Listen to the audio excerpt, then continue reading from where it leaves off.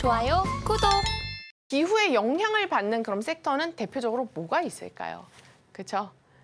바로 음식, 물가가 되는 거죠. 왜? 우리가 지구에서 얻잖아요, 원료를.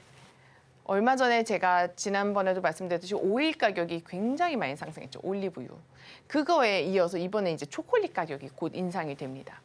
초콜릿 가격이 인상이 되는데 평균적으로 12%가 줄줄이 인상이 됩니다.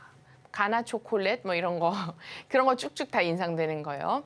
이 원자재가 요즘 들썩들썩했는데 이 코코아 가격이 장난 아니게 상승을 한 겁니다.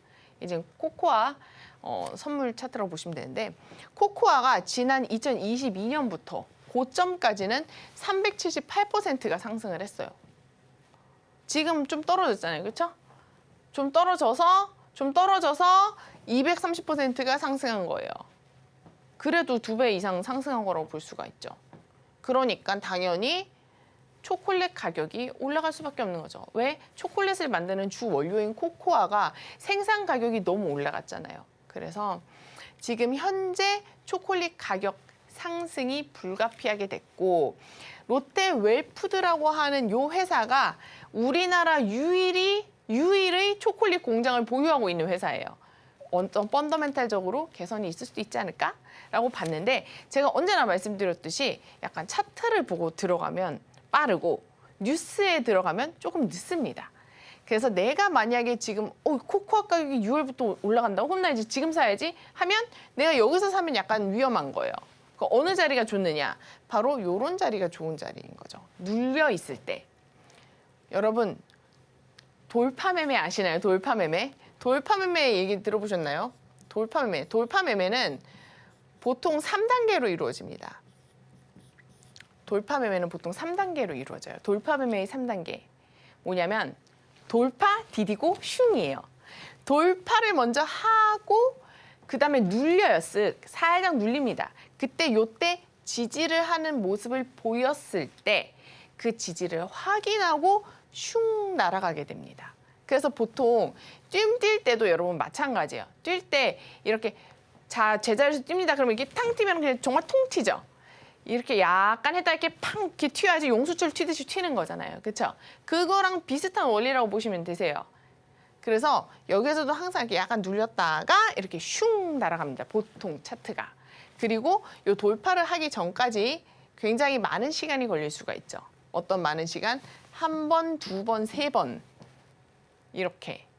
그래서 이 돌파 매매를 하려면 보통 이런 데서 만났다. 그럼 이때는 저항받고 떨어지겠구나. 이렇게 일단 생각을 하시면 좋고 다음 했을 때 여기도 갈 수 있는데 했는데 얘가 돌파에 실패를 하잖아요.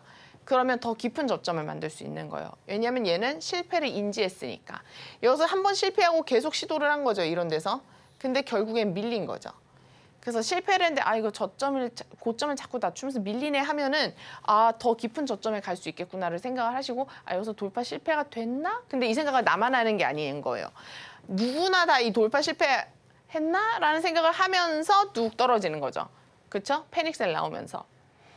그래서 이 돌파 매매를 할 때는 항상 조심하셔야 되고 그런 과정을 지켜보는 게 굉장히 중요합니다. 그래서 얘가 돌파를 했어.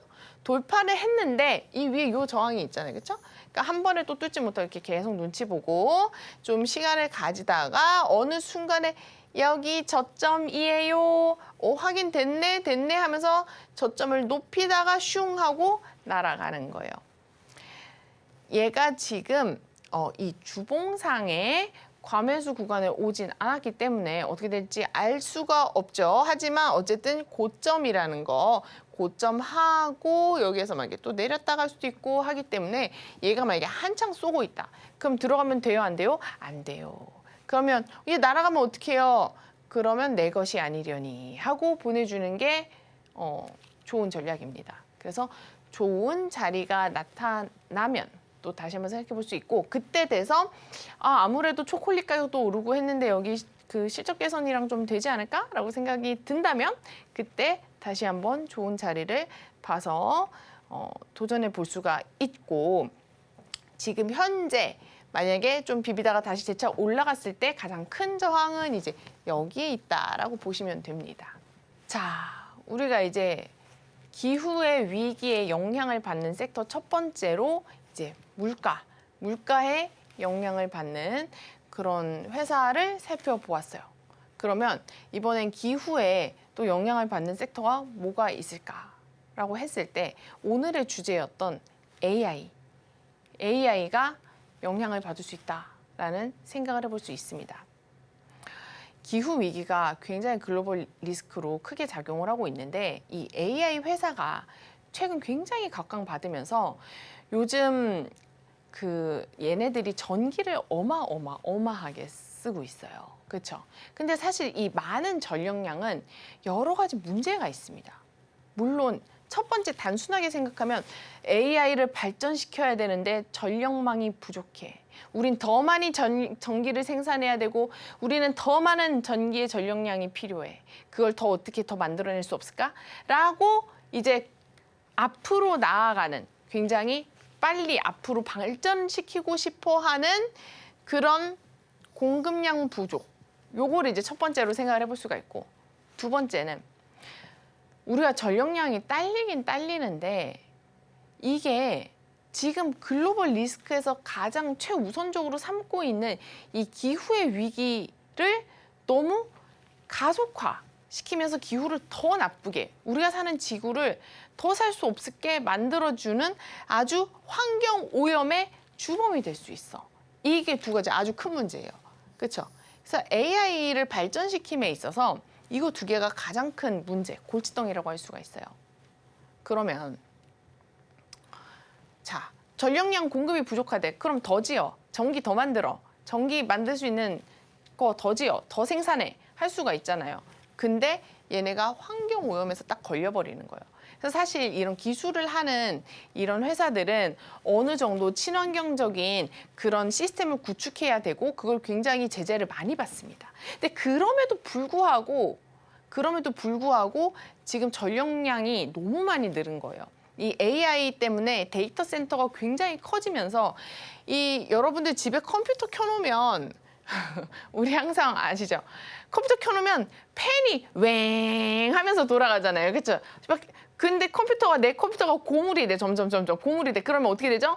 팬 소리가 더 크게 웽 하게 되는 거죠. 그렇죠? 그래서 이게 지금 우리 집에 있는 컴퓨터도 이 모양인데 얘네가 수백 대, 수천 대, 수십만 대가 합치면 웽 하는 게 장난이 아니라는 거예요. 그래서 이 중에서 여기에서 환경 오염의 주범이 장난이 아니고 너무 많은 환경 오염을 만들어낸다는 거고 여기서 웽 하면서 어떻게 되죠?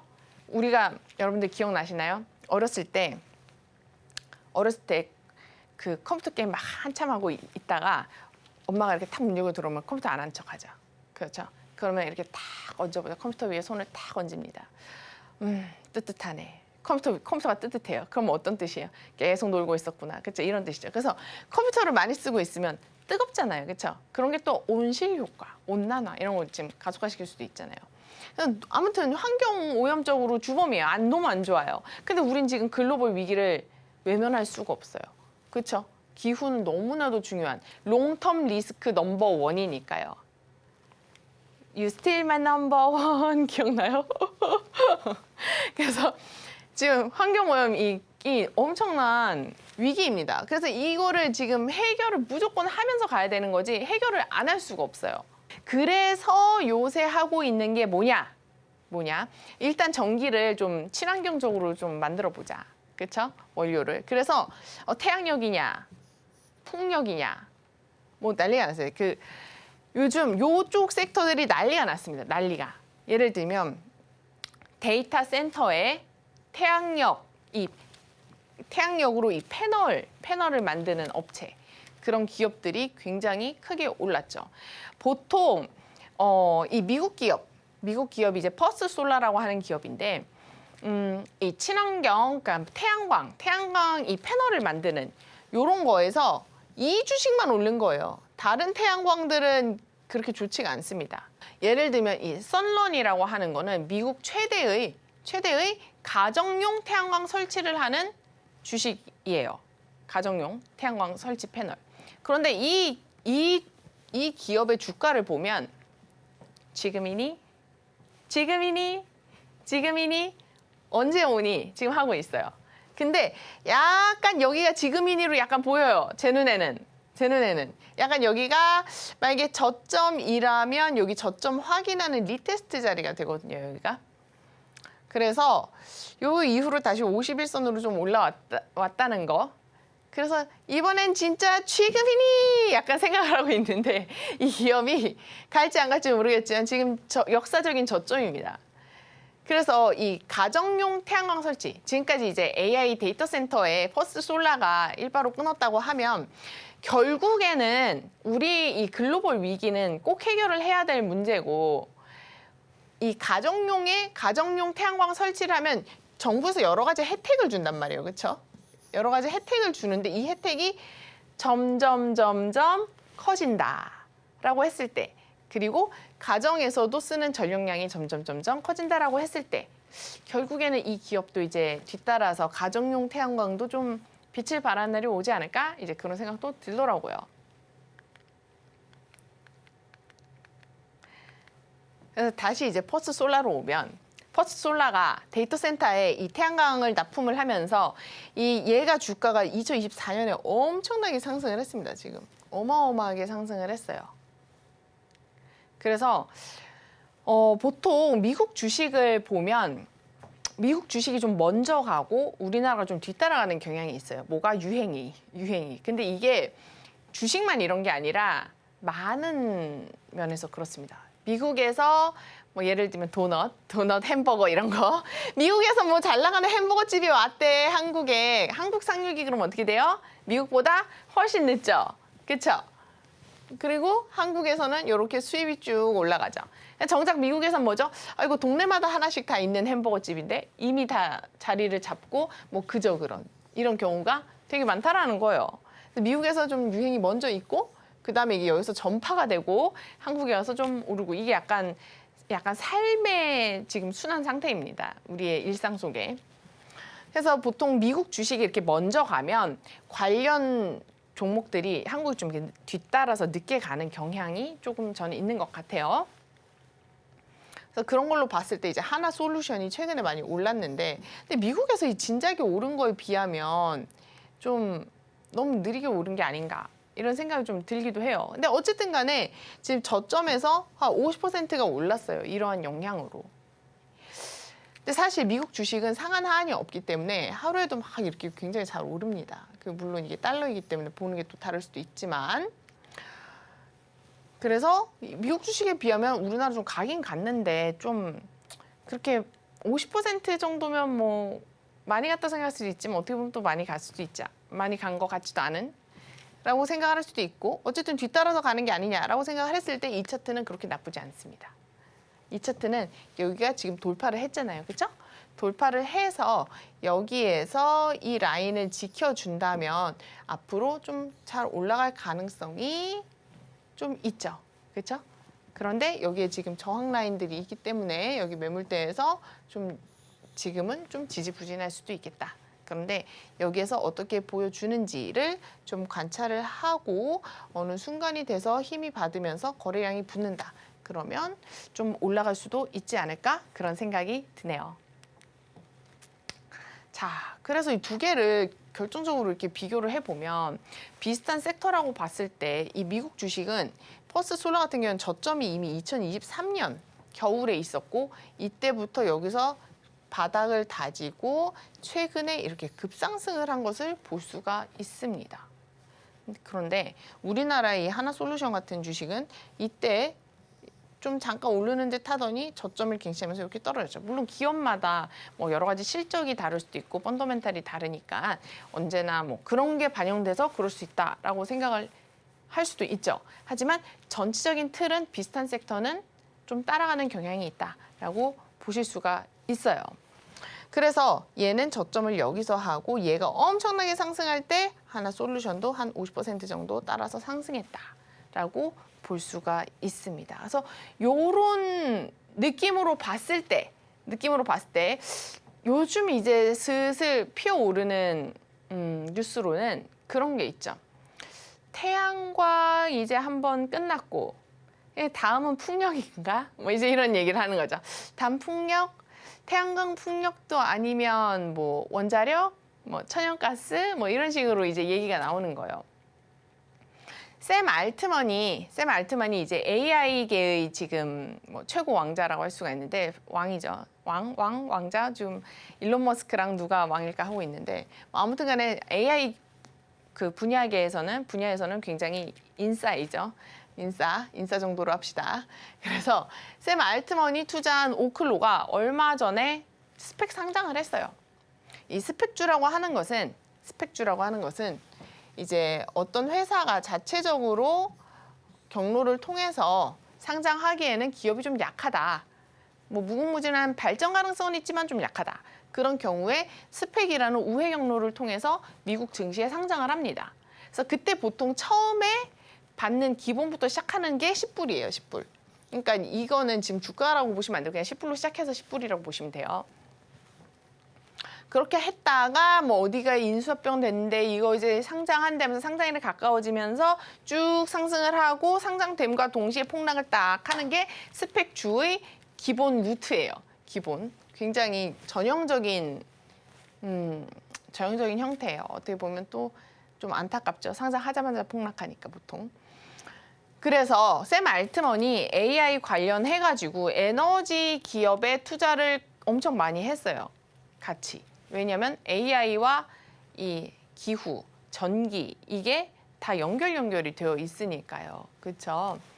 그래서 샘 알트먼이 이 오클로라는 소형 원전 기업에 투자를 한 거예요.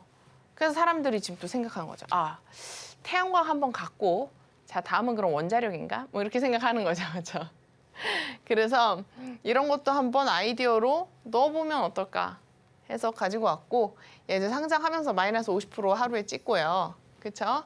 그 다음에 지금 최근 다시 올라가지고 저점으로부터 한 28% 지금 좀 더 상승을 했다고 볼 수가 있어요. 그래서 이런 주식들을 보면 등락폭이 굉장히 심합니다. 소형 원전 기업이잖아요. 그렇죠? 작아요. 시총이 작기 때문에 굉장히 이게 등락폭이 심하고 근데 앞으로 이 기업이 어떻게 되는지를 보면 우리나라에 비슷한 일을 하고 있는 기업을 생각해보고 추려보고 또 펀더멘탈과 함께 살펴볼 수 있다는 거죠. 원자력일까? 그래서 이런 생각이 들고 원자력이 아니라면 또 천연가스 아니야? 지금 이게 되게 또 핫한데 그렇죠? 천연가스 관련해서 다음은 천연가스인가 해서 천연가스들로 막 관심이 집중되고 있다. 이런 기사를 보셨을 거예요. 지금 이 차트 같은 경우를 한번 살펴보면요. 이 차트 같은 경우는 지금 현재 매물대가 여기에 가장 많다고 볼 수가 있죠. 그러면 얘가 만약에 하락을 했는데 여기에서 버틴다. 그러면 여기가 저점일 수 있습니다. 그럼 여기를 지지하고 이렇게 상승할 가능성이 있죠. 지금 현재 이미 꺾여서 내려오고 있기 때문에 한 RSI 50선까지는 살펴볼 수가 있다고 전 생각이 드는데요. 얘가 만약에 내려오다가 요 매물대에서 버틴다. 그러면 여기가 최근 지지점이 될 수가 있고 얘가 만약에 뚫고 내려왔다. 그러면 저항이 되는 거죠. 그래서 어쨌든 요 가격이 굉장히 중요하니까 이 SK 이터닉스를 만약에 보신다면 요 가격대가 굉장히 좋다고 할 수 있고 요 가격대가 오는지 그 요 가격대에서 어떻게 차트가 형성이 되는지를 보시고 투자를 결정하시면 되겠습니다. 이 이터닉스가 이제 분리된 회사잖아요. 그렇죠? SK 원래 다른 그 D&D인가에서 분리된 기업인데 분리되고 얘가 신재생, 뭐 천연가스 이쪽으로 요즘 스물스물한 것 같아서 가지고 왔어요. 좋아요, 구독!